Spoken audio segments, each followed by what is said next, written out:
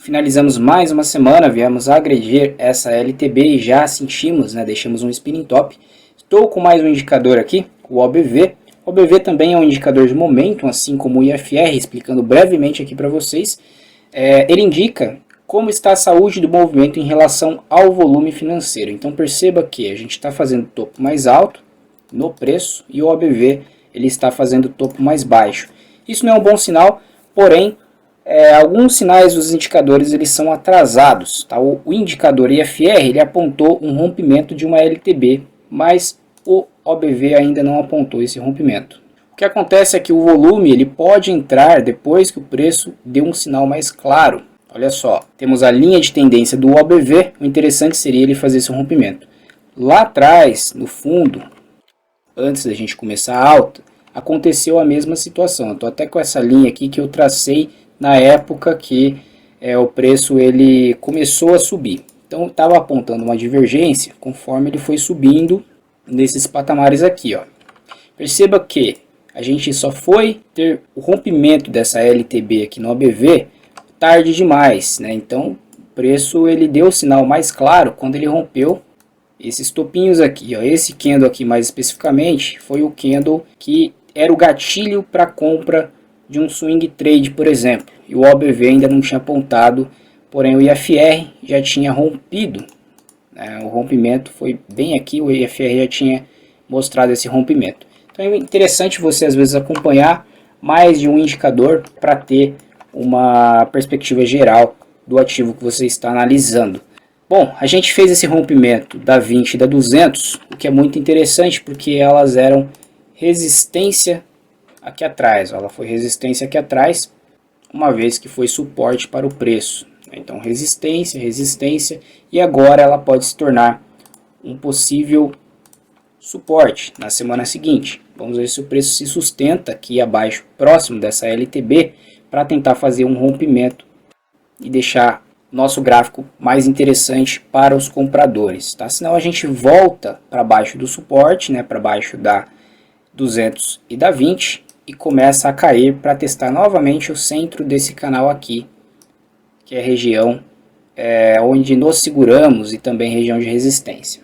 Aqui no fechamento semanal do Ibov, por enquanto falando, engolfamos a semana passada, o que é um bom sinal.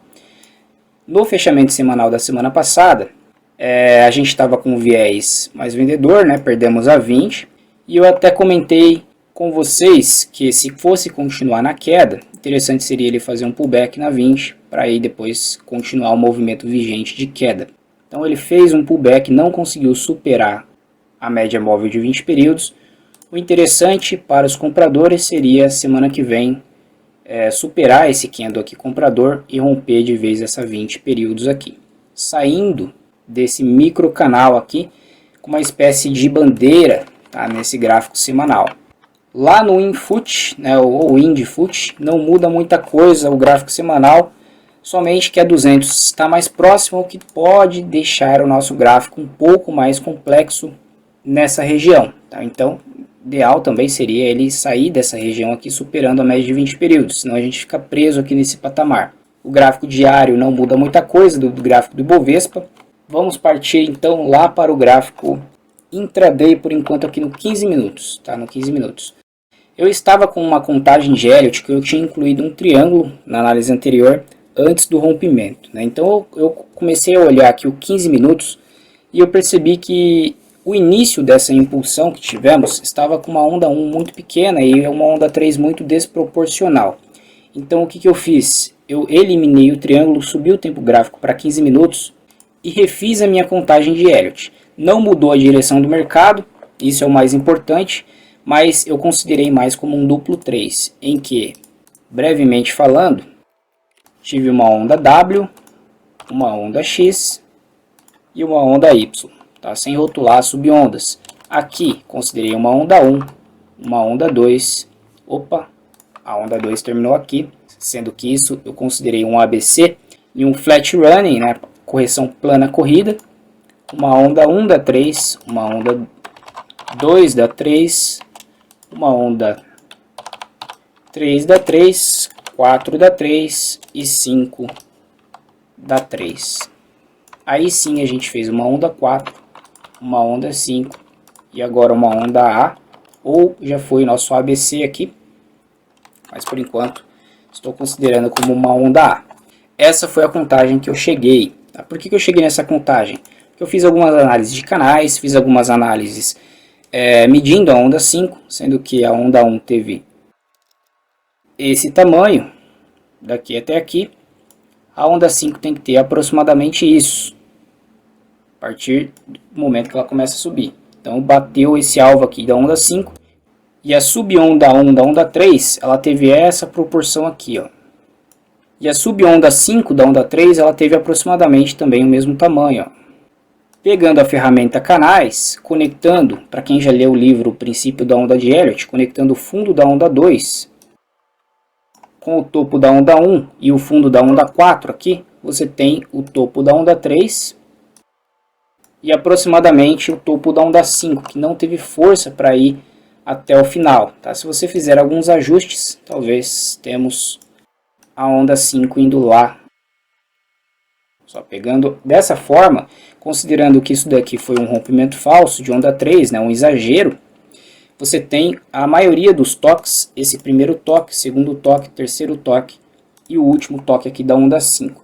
Tanto esse canal funcionou que ele sentiu aqui quando ele chegou no fundo do canal. Se a gente colocar uma linha central e duplicar esse canal aqui para baixo, chegamos no fundo dessa correção. E o interessante também é que no livro ele fala que as correções elas terminam, ou somente a onda A termina no território da onda 4 de grau menor. Então a onda 4 de grau menor, ela está aqui, ó.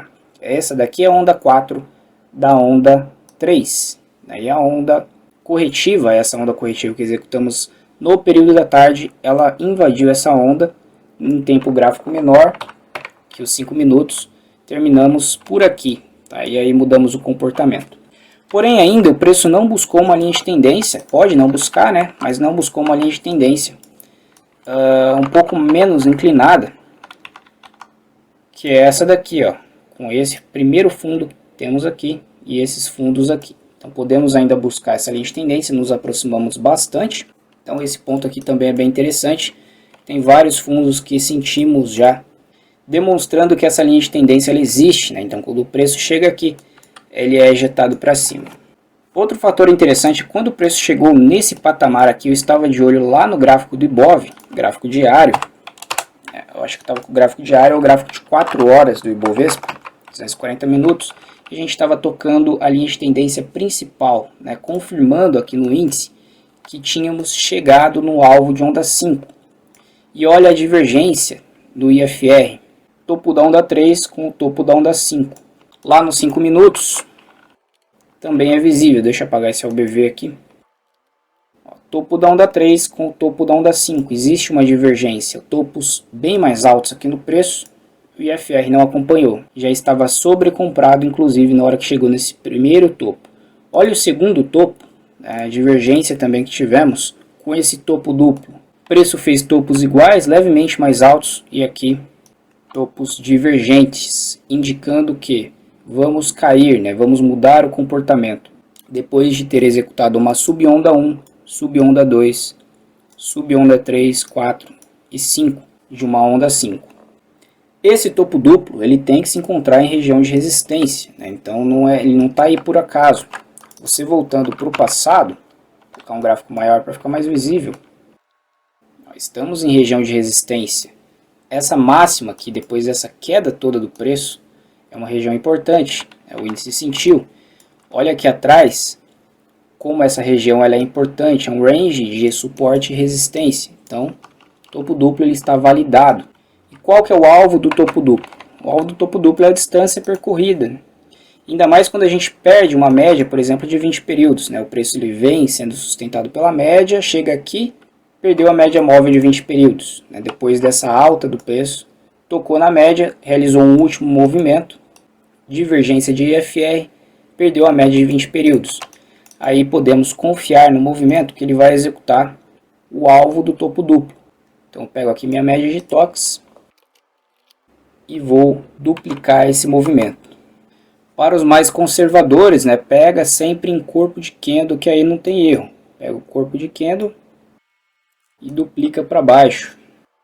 Aí o preço passou um pouco, mas depois, se for pegar esse corpo de candle aqui, esse alvo de corpo de candle e colocar nos múltiplos alvos, temos uma média aqui de suporte que o preço encontrou aqui no final do dia e também essa região de resistência, ó, foi o fechamento do dia, né? Então uma região importante.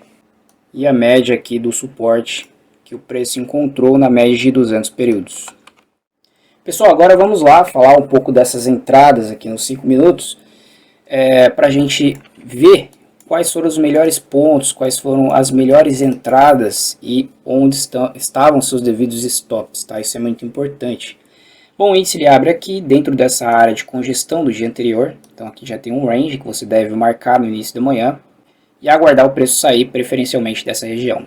Como ele fez fechamento aqui abaixo, você tem que ver se vale a pena ou não você participar dessa operação. Você tem aqui um stop de 210 pontos a partir do momento do fechamento dessa barra. Ele deixou um pavio inferior bem considerável, né? Então vale a pena você participar dessa operação com stop aqui em cima, no 210 pontos. De repente, com uma mão menor, até vale a pena para você pegar o alvo do preço aqui embaixo, ó, que era de 340 pontos. Então vale a pena, mas olha como o preço trabalha difícil, né, na abertura aqui do mercado à vista, do mercado americano, né, 10,25, o mercado americano abre 10,5.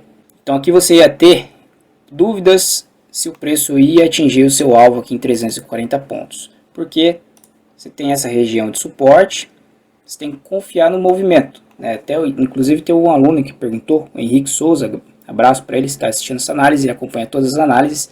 Ele me perguntou se eu tenho alguma dica para dar quando o pregão está rolando para enxergar melhor os movimentos, né? Você já tem que imaginar na sua cabeça o que pode acontecer, né, num mundo de possibilidades. Você nunca vai saber o que o mercado vai fazer, só que você vai saber o que você vai fazer na hora que o movimento acontecer. Então você tem que ter na tua cabeça que você estudou e você tem que confiar na hora que chegar, no momento que o candle estiver vivo, você tem que confiar no movimento, porque você estudou para isso. Então aqui tinha uma primeira operação, apesar do comportamento bem difícil do preço, mas ele encontrou suporte aqui na onda 4 de grau menor. Para finalizar, uma onda 4 de grau maior. Então aqui a gente tem um A, um B e um C. O C, por ter sido um flat expandido, A, B, C, ele cai em 5 subondas. Então aqui estão elas. Subonda 1 em leading, 2, 3, 4, bem errática e 5. Tá? Considerei dessa forma. Quando ele chega no suporte, região de interesse para os compradores, isso vocês também têm que ter na cabeça. Quais são as regiões de interesse que os compradores ou os vendedores vão querer entrar? Então aqui era uma delas, região de suporte. É o preço mais barato para a entrada dos compradores.